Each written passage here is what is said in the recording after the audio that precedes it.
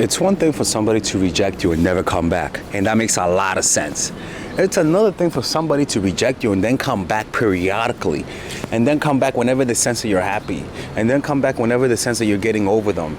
You know, to be honest with you, it looks narcissistic, cynical, psychopathic, and sociopathic, and it frustrates us because it leaves us with more questions. Humans do not like having open loops.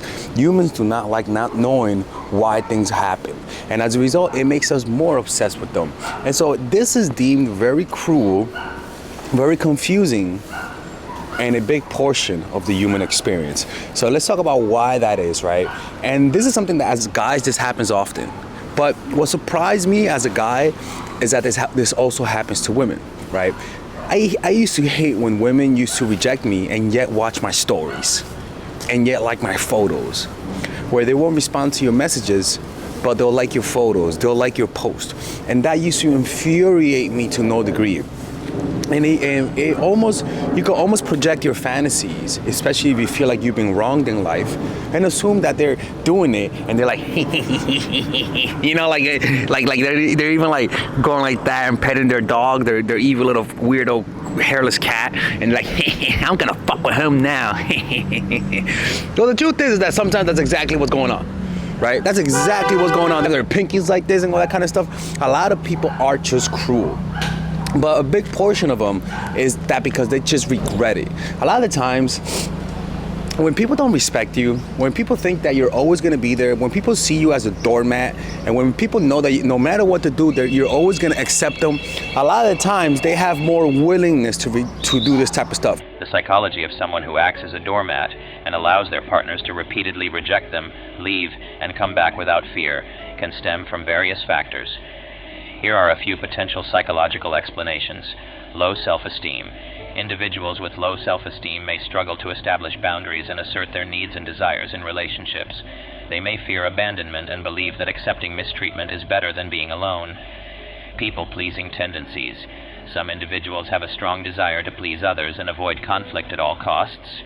They prioritize their partner's needs over their own and may sacrifice their own well-being to maintain the relationship. Fear of abandonment. The fear of being abandoned or rejected can drive individuals to tolerate mistreatment. They may hold on to the hope that by accommodating their partner's behavior, they can prevent them from leaving permanently. Codependency. Codependent individuals often rely on relationships for their sense of self-worth and validation. They may become enmeshed in their partner's needs and emotions, neglecting their own well-being. This dynamic can create an environment where partners feel comfortable taking advantage of the person's willingness to constantly give and forgive. It's important to note that these psychological factors are complex and individual experiences can vary. They have more willingness to reject you and then come back to you. And the reason why that is because they are uncertain about you. They don't know how they feel about you. They don't know what kind of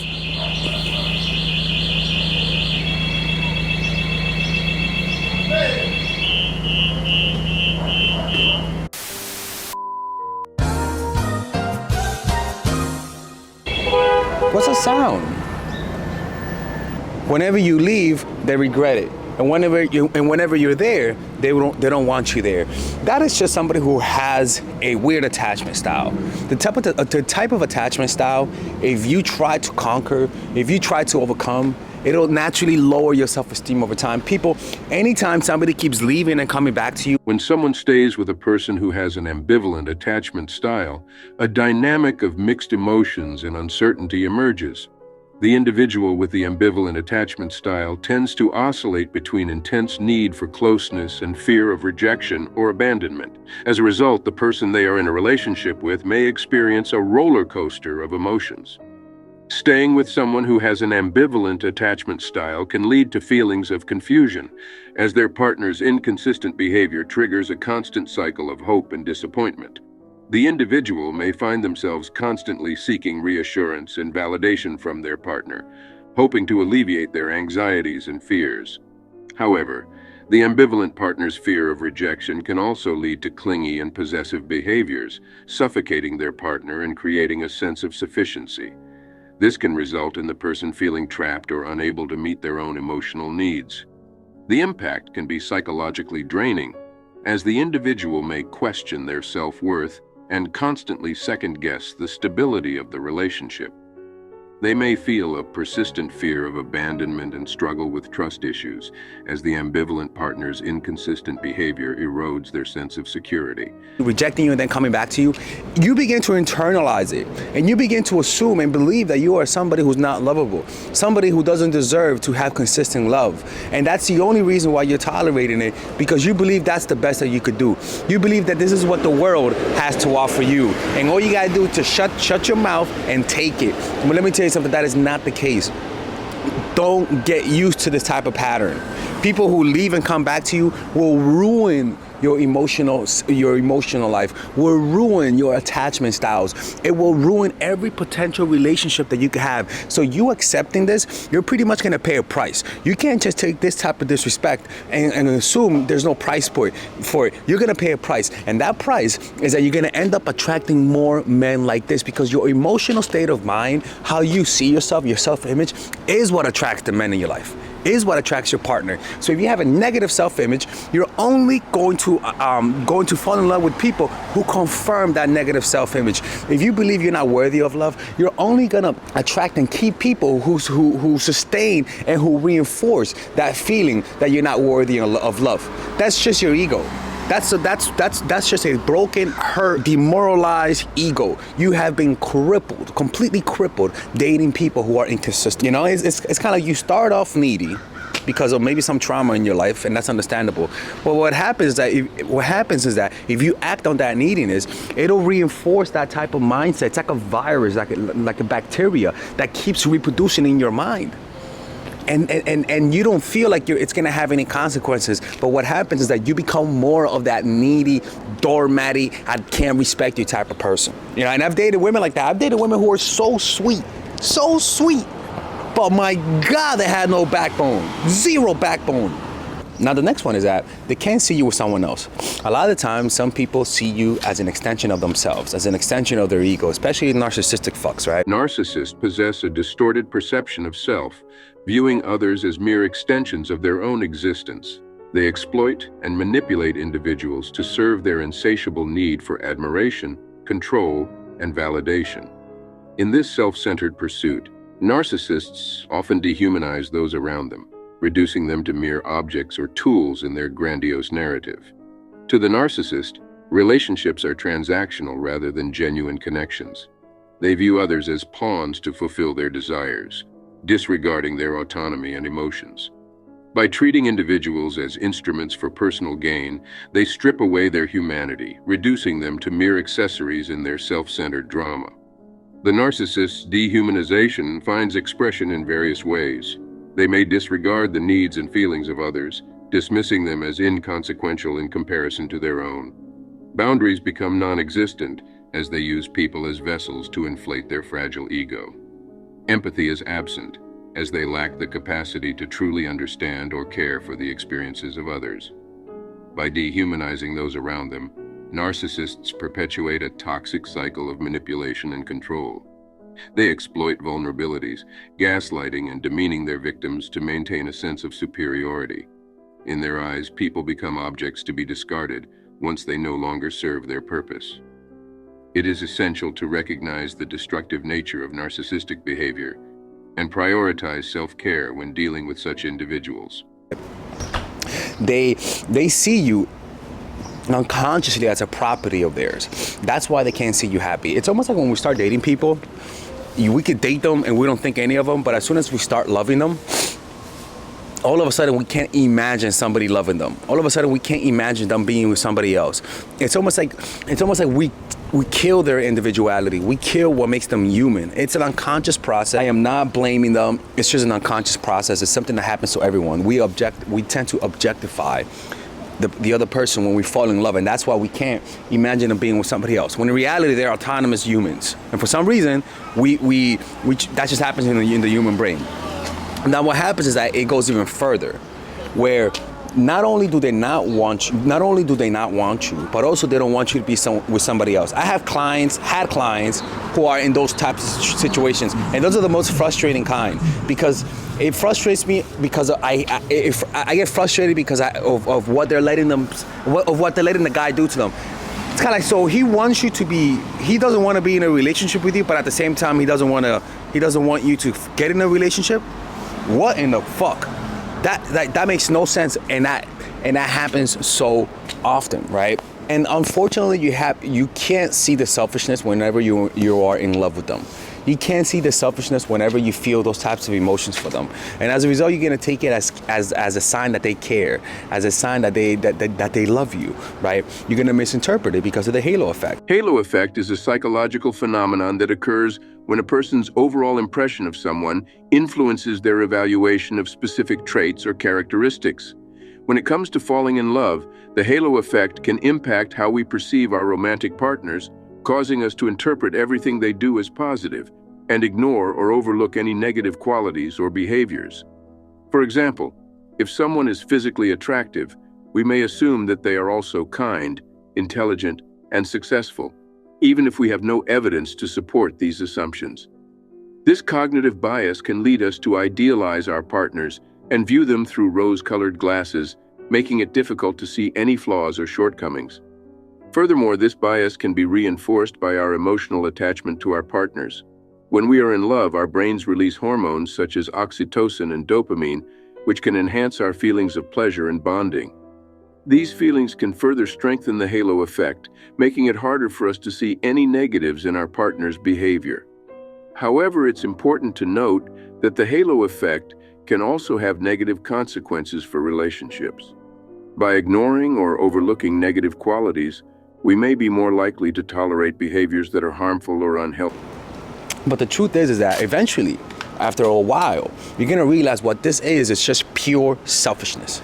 Somebody who really doesn't care about you, and somebody that is using you as an object of self-esteem, right? So when you leave them, so when you're with them and you show them your love, right? They don't like you, and then they leave you. But as soon as you find somebody else, as soon as you find somebody who loves you, all of a sudden they want you. If you take them back, then you're fooling yourself, because they only love you, they only want you because of their ego, because they see somebody else having you, and now they want you as a result. But that don't mean they really love you. It's unfortunate, but it is what it is, right? Some people, they only see you as an object of their ego, right? Now, the other reason why they come back, why they reject you and keep coming back, is because a big part of it is because they just don't respect you. They know they can get away with it, and you let them get away with it. You know, you just let them get away with it, and you keep taking them back. Now, this is the thing. Anytime you see this pattern, and this happens, anytime you see a guy who rejects you and comes back, and rejection comes back, I'm just gonna let you know it's never gonna work out. It's never gonna work out. All right? It's not gonna work. He doesn't love you. You gotta leave him. You are a great person. You have an incredible personality, right? Don't do that shit. I don't want Trump giving me positive fucking affirmations. Okay, no positive affirmations from Trump. Also, another big reason is because a lot of the time, you see, when they reject you, if they notice that you're getting over them, if they notice that you took the rejection like a champ, right? It actually raises your value in front of their eyes. They actually respect that, you know. They notice, okay, like I rejected her, but then she was like okay with it, and she moved on, and she didn't come back to me, and she didn't hit me up. She's not begging, and so it hurts their ego. The fact that you're so freaking happy. I remember one time there was this one of the girls that I actually loved, to be honest with you. Oh my God, Father Alex, he wasn't in love. Shut up and let's have your goddamn sentimental shit, right?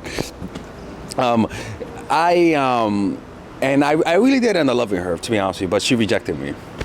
I had some bad luck in my past. Anyways, so I remember the first few times when she came to visit me, I told her she can't stay over. And I remember the first few times, her reaction to that, she was like, okay. Like, fucking happy. I'm like, did I just say a joke? Like, what's the punchline here? Like, why aren't you? She was like, okay. I'm like, the hell? She is too happy, right? I'm expecting her to like say, no, you know, I'm about to hold her in case she falls. No, this bitch was fucking jumping for joy. And it kind of took me away. I'm like, that's a little weird. Like, you know, like I was like a little weirded out. And it kind of made me, made me like her more because she was so okay with quote unquote rejecting, like me saying no to her. She was so okay with it. When people observe someone who handles rejection with grace and resilience, it can elicit various psychological responses and shape their perception of that individual. Here are some psychological factors at play. Admirable emotional regulation. Those who take rejection well often display emotional resilience and maturity. Others may perceive them as emotionally stable and mentally strong, as they don't allow rejection to completely derail their self-esteem or overall well-being. Increased likability. People who handle rejection with composure tend to be more likable because they exude confidence and self-assurance. Their ability to bounce back from setbacks can make them appear resilient and inspiring, drawing admiration from others. Improved self-perception. By demonstrating resilience in the face of rejection, individuals can positively impact their own self-perception. They cultivate a sense of self-worth that isn't solely dependent on external validation, leading to increased self-confidence and a healthier mindset. Enhanced interpersonal relationships. When someone takes rejection well, it can foster stronger and deeper connections with others. Their ability to handle rejection without bitterness or resentment allows for open communication and empathy, facilitating healthier and more fulfilling relationships. Perception of adaptability. People who handle rejection gracefully often come across as adaptable and flexible. They show a willingness to learn from experiences, make necessary adjustments, and grow from setbacks. This perception can lead others to view them as resilient problem solvers who can navigate challenges effectively. In summary, individuals who handle rejection well tend to be admired for their emotional regulation, increase their likability, improve their self-perception, cultivate healthier relationships, and are seen as adaptable. These factors contribute to a positive shift in how others perceive and interact with them. And so a lot of the times when they notice that you're okay with you rejecting them, it kind of makes them say, okay, then maybe I'm not good enough. So what you're actually doing is you're confirming their real self-opinion. Is that a lot of these people really have low self-esteem, and whenever you show them that them rejecting you doesn't hurt you, what happens is that it induces pain. It causes them their ego to deflate, and now you've taken something from them. And so they'll start chasing you simply because you rejected them. Simply because, no, not that you rejected them, but simply because you took rejection like a champ. You know, a lot of people want to see the tears. A lot of people want to see you cry. A lot of people want to see you beg. And when they reject you and you're not sad, in their minds, especially to the insecure mind, it's gonna confirm their deep-rooted self-opinion that they're not worthy. And so what they'll do is that in order to redeem their self-esteem, they'll start chasing you. They'll start doing things to get your attention. And as soon as you give them the attention, their ego will be nourished, satisfied, and they'll leave you. Why? Because all they're looking for is for the wins. They're not really looking for any serious, intimate relationship. So that's why people who keep coming back and forth, especially after you rejected them, and if you took the rejection like a champ, they just want to see you cry. They want to see you suffer. All because they need their egos to be validated. What you have to understand is these types of people will never change. You can't change them with your poom poom. You can't change them with your personality. What this is just the fact that this person does not like you enough to be consistent in your life. And you got to stop taking this challenge. Like, stop taking this up as a challenge and just move on, because you're not going to win. And you're not going to win because he is some magical man, right? He's not Magic Man, all right? He's not. The reason why you're not going to win is just because it's incompatible. It's like you are a rectangle, he's a circle, and you're trying to fit it in. It's not going to fit. And it doesn't make him any better than you. The problem is that you're taking this personal.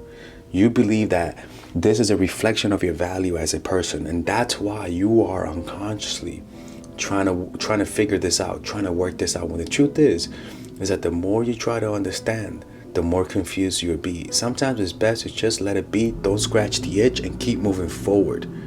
Because those men, when you look back at it a few years from now, you're gonna realize that they were just a complete waste of time. And this guy's gonna keep coming back to you, because why not? You know, giving him the poom poom, you giving him the holy poom poom. Why does he need to treat you with respect? Like, seriously, There's nothing, no incentive to treat you with respect. So why should he? You know, it is what it is. So take the loss, move on. And anytime you see a guy that it's like anytime I see a girl who rejects me and still likes my post, I've learned to understand that that's just human nature. Why? I don't know. I don't fucking know. And I'm not going to find out why that is. Why are they that way? I don't know, and I don't care. But the point is that you just keep moving forward and you don't look back and you don't try to ask why, because you'll never get answered. The mentality you have to adapt is, if somebody is not making it obvious that they like you, do not interact with them if you want a romantic relationship with them. If they're showing you any semblance of them not liking you, do not entertain it. In fact, reject it. If you're not gonna show me with 100% certainty that you like me, where my doubts are removed, if your actions are not obvious that you like me, then I'm not gonna interact with you. You gotta disdain what you cannot have. This is what Robert Greene says. Disdain things you cannot have. Ignoring them is the best revenge. Judgment. By acknowledging a petty problem, you give it existence and credibility. The more attention you pay an enemy, the stronger you make him. And a small mistake is often made worse and more visible when you try to fix it. It is sometimes best to leave things alone. If there is something you want but cannot have, show contempt for it. The less interest you reveal, the more superior you seem.